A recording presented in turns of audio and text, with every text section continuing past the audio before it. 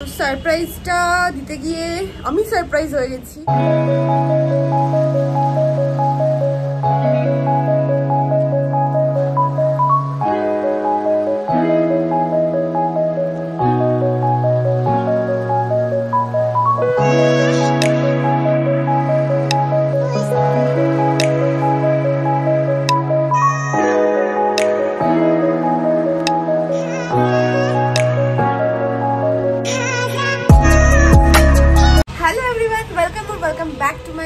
কেমন আছো তোমরা সবাই?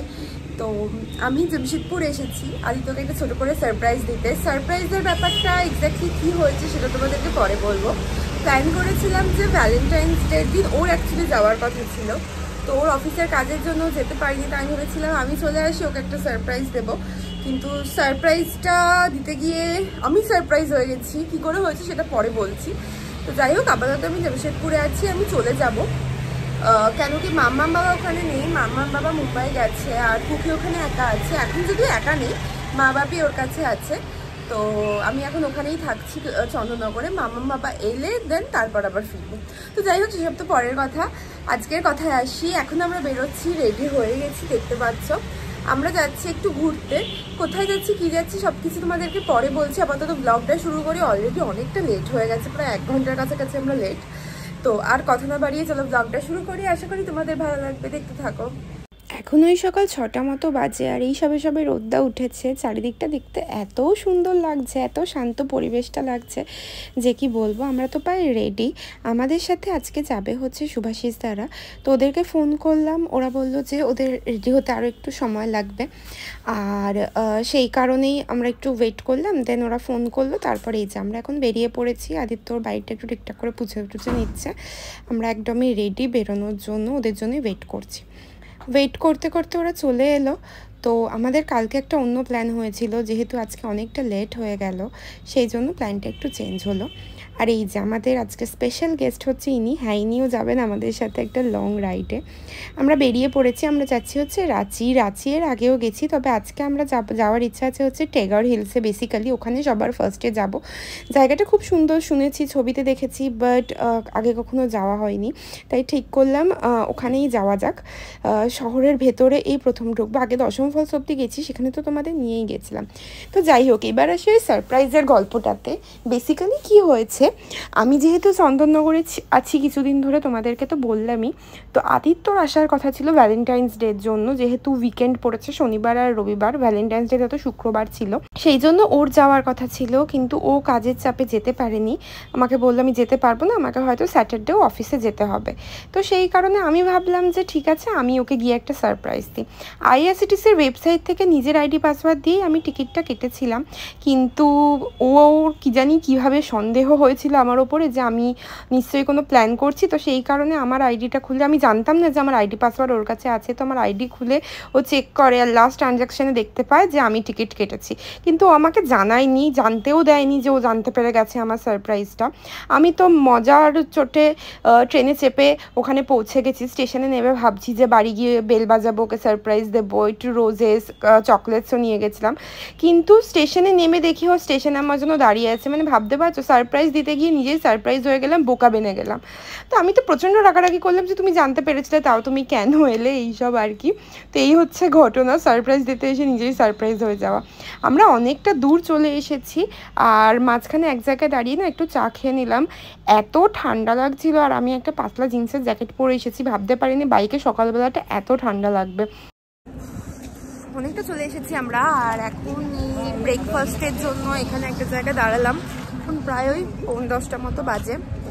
তো এই যে এখানে আমরা এসেছি এখন ব্রেকফাস্টের জন্য। ব্রেকফাস্ট করবো, দেন আবার যাবো। এখনো কতটা বাকি? 40 কিলোমিটার মোটামুটি। চলো ব্রেকফাস্টটা সেরে নেওয়া যাক। বেশ ভালোই খিদে পেয়ে গেছে, কারণ সেই সকালে বেরিয়েছি। আর আমরা নিয়েছি এখানে 2 প্লেট পুরি সবজি, আর এখানে নিয়েছি একটা ধোসা, আর এর সঙ্গে একটা আলুর পরোটাও অর্ডার করেছিলাম। অ্যাকচুয়ালি আমরা ভেবেছি সবাই মিলে সব কিছু অর্ডার করি, মানে একসাথে অনেক কিছু, দেন সবাই ভাগাভাগি করে খাওয়া যাবে, এই আর কি। ব্রেকফাস্ট জানি, এবার আমরা বেরোচ্ছি। এখনো প্রায় 1 ঘন্টা মতো সময় লাগবে যেতে। আর সকালবেলা তো মারাত্মক শীত করছিল, আমার মনে হচ্ছিল কেন এই জ্যাকেটটা আমি পরে এলাম। বাট এখন যেহেতু অনেকটা বেলা হয়ে গেছে আর রোদটাও উঠে গেছে, তো এখন অনেকটা মানে ঠান্ডাটা অতটা লাগছে না আর কি। চলো এবার বেরোনো যাক। বাহ,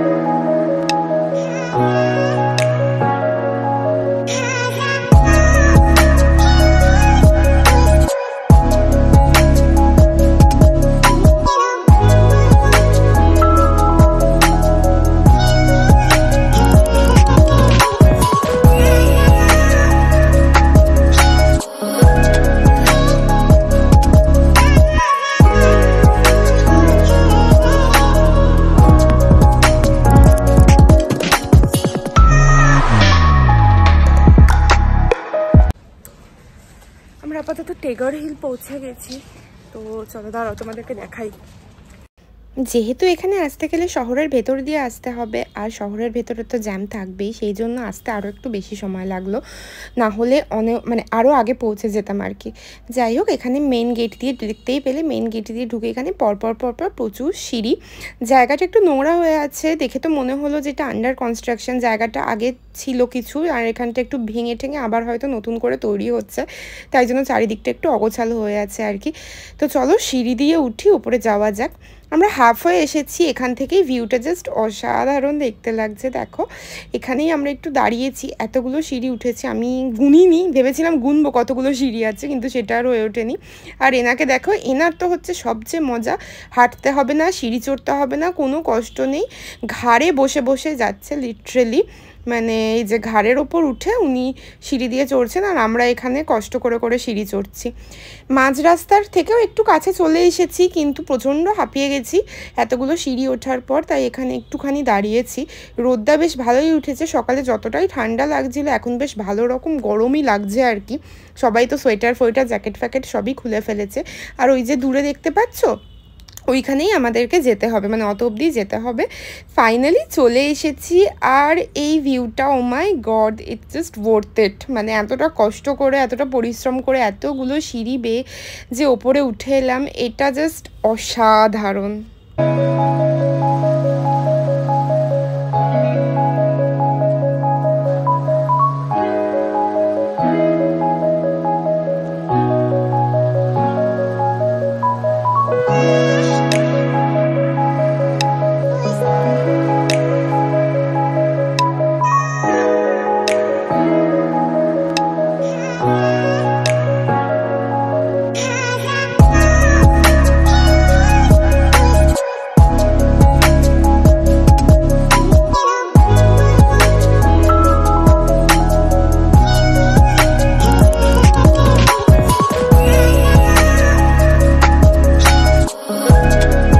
আমরা তো প্রথমে এসে আগে অনেকক্ষণ বসেছিলাম, কারণ প্রচণ্ড হাঁপিয়ে গেছিলাম। যেটুকুনি জল ছিল ব্যাগে সেগুলো খেলাম, অনেক ছবি তুললাম, ভিডিওস করলাম। আর এখানে না প্রচণ্ড হাওয়া দিচ্ছে, মানে মারাত্মক রকমের হাওয়া দিচ্ছে, বসে থাকতেও বেশ ভালো লাগছিল।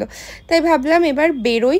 আর ওখানে পুচকেটাকেও ওরা দুজনে মিলে একটুখানি খাইয়ে নিল, কারণ অনেকক্ষণ ওর কিছু খাওয়া হয়নি, সে লাস্ট ব্রেকফাস্ট করেছিল। তো আমরা এখন এই সিঁড়ি দিয়ে নামছি, নেবে ওরা ওই সাইডটায় আছে, ওদের কাছে যাব, দেন তারপর বেরোবো। বেরোনোর সময় ভাবলাম এই ওপরটায় উঠে একটু ছবি তুলি, তো সেই জন্যই আর কি ওপরে ওঠার চেষ্টা আর কি। আদিত্য তো বারণ করছিল যে না উঠো না, বাট আমি তো শুনবো না কথা। আমি এই যে উঠে পড়েছি, এখানে বসে বেশ কটা ছবি তুলেছি। আর উঠে না এত বেশি হাওয়া দিচ্ছিল, আমার তো মনে হচ্ছিলো ওখানটাতেই বসে থাকি, খুব ভালো লাগছিল। তো যাই হোক, অনেকটা দেরি হয়ে গেছে, প্রায় দুপুর 2টোর কাছাকাছি বাজে, আর আমাদের এখনও লাঞ্চও হয়নি। তো সেই জন্য আমরা এখন বেরোচ্ছি এখান থেকে। না মানে এই টেগর হিলসে আসার সময় রাস্তাতেই বেশ 2-3টে মল দেখতে পেলাম, তো ভাবলাম যে ওই মলেরই কোনো একটা মলে গিয়ে সেখানেই একটু ফুড কোর্টে খেয়ে নিই। তো সেই রকমই আপাতত আমাদের কথাবার্তা প্ল্যানিং সব হলো। তো চলো এবার নিচে সবার আগে নামা যাক। মুখ চোখ পুরো কালো হয়ে গেছে। বলেছিলাম এটা পরে বেরো, মাস্কটা পরো। কালো কালো স্পট হয়ে গেছে মুখ চোখে। এই যে এত সিঁড়ি, বাপরে বাপ। উপরের ভিউটা ওরতে, কিন্তু সিঁড়ি সিঁড়ি সিঁড়ি সিঁড়ি আর পাচ্ছি না। এই যে এখন কোল্ড ড্রিঙ্কস, ঠান্ডা জল এইসব চলছে আর কি। এই যে এবার কোল্ড ড্রিঙ্কস, জল সব তেষ্টা মিটিয়ে তারপর আবার বেরোবো। চেগর হিল থেকে তো আমরা বেরিয়ে পড়েছি। এখন আপাতত এসেছি আমরা একটা মলে। এখানে ফুড কোর্টে যাই না, দেখো আগে এখানে ফুড কোর্টে একটু খাওয়া দাওয়া করবো বেসিক্যালি সেই জন্য। আর প্রচণ্ড গরম করছে, সকালবেলা যেরকম ঠান্ডা লাগছিল বাইকে আসতে, এখন ঠিক ততটাই গরম করছে। একটু কিছু খাওয়া দাওয়া করবো, করে তারপর আবার বেরোবো। রাস্তায় যাওয়ার পথে দেউরি টেম্পেলে যাব, আপাতত সেটাই ইচ্ছা আছে।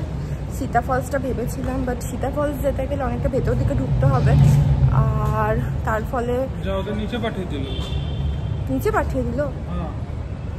চলো আসুক। আর তার ফলে কি হবে না, বাড়ি ফিরতে অনেকটা লেট হয়ে যাবে, তো সেই জন্য। তো চলো যাওয়া যাক ভেতরে। মলটার ভেতরটা ভারী সুন্দর আর বিশাল বড়, মানে এলাকা জুড়ে মলটা, আর প্রায় 5খানা ফ্লোর আছে। তো আমরা এখন ফুড কোর্টটায় বসে আছি, একটু খাবারও অর্ডার করে দিয়েছি। খাবারগুলো এলেই খাবো, খেয়ে দিয়ে বেরিয়ে যাব। যেমনটা তোমাদেরকে বললাম যে সীতা ফলসে যাওয়ার ইচ্ছে ছিল, কিন্তু ওটা শহর থেকে, মানে যেখানে আমরা ছিলাম টেগর হিলস, সেখান থেকে আরও 40 কিলোমিটার্স দূরে। তো ওটা গেলে না বাড়ি ফিরতে ফিরতে রাত হয়ে যেত, আর ছোট বাচ্চাটা আছে সাথে, তাই ভাবলাম যে না থাক, ওদিকে আর যাবো না। বাড়ি ফিরি, আর ফেরার পথে দেউরি টেম্পল পড়বে, সেখান থেকেই ঘুরে যাব। দেউরি টেম্পলের কথা আমি আগে অনেক শুনেছি, আর খুব ফেমাস টেম্পল, রাঁচির একটা, বাট কখনো যাওয়া হয়নি। তো এবারে ভেবেইছিলাম যে ওই মানে মায়ের টেম্পলটা দর্শন করে, মন্দির দর্শন করে তারপরেই ফিরবো। তো চলো যাওয়া যাক। এই যে কথা বলতে বলতে চলেও এসেছি। এখন বিকেলবেলা একটু ফাঁকা ফাঁকা আছে। সকালবেলা আমরা যখন এর ওপর দিয়েই গেছিলাম দেখেছিলাম খুব ভিড় ছিল। তো চলো, আমরা পুজো দেব না, আমরা জাস্ট একটু মন্দিরটা দর্শন করব, করে বেরিয়ে যাব। বাড়িটা তো বেশ ফাঁকা লাগছে, ভেতরটা যাই, ভেতরটা গিয়ে দেখি। ওই এটাই হচ্ছে মেন এন্ট্রেন্স। দুটো এন্ট্রেন্স আছে, এদিকে একটা ওদিকে একটা, তবে এটা হচ্ছে মেনটা। আমরা ভেতরে ঢুকে পড়েছি। মন্দিরের ভিতরটা ভারী সুন্দর করে সাজানো, এত কালারফুল চারিদিকটা যে কি বলবো। দেখো কি সুন্দর করে ডিজাইন করা, কত ছবি আঁকা, আর এই যে ছাদে অবধি দেওয়ালে, তারপরে হচ্ছে পিলারের গায়ে কি সুন্দর করে পেন্টিং করা, ছবি আঁকা, এত কালারফুল দেখতে লাগছিল যে কি বলবো। এখান থেকে সোজা গিয়ে এখানে এরকম রেলিং দেওয়া আছে পুজো দেওয়ার লাইনের জন্য। আর এই যে এখানটা দেখো, এটা মাতৃগর্ভের ওপরে, ঠিক ওপরের জায়গাটা কি সুন্দরভাবে পেন্টিং করা। আমি ভাবলাম তোমাদেরকে মায়ের দর্শন করাবো, মায়ের মূর্তিটা দেখাবো, কিন্তু সেটা তো পারলাম না, কারণ এখানে দেখতেই পাচ্ছ কি প্রচণ্ড ভিড়। আমি অনেকক্ষণ ধরে চেষ্টা করলাম, নিজে দেখেছি ঠিকই, কিন্তু ক্যামেরায় ক্যাপচার করার অনেকবার ধরে চেষ্টা করলাম, কিন্তু সেটা আর পারলাম না।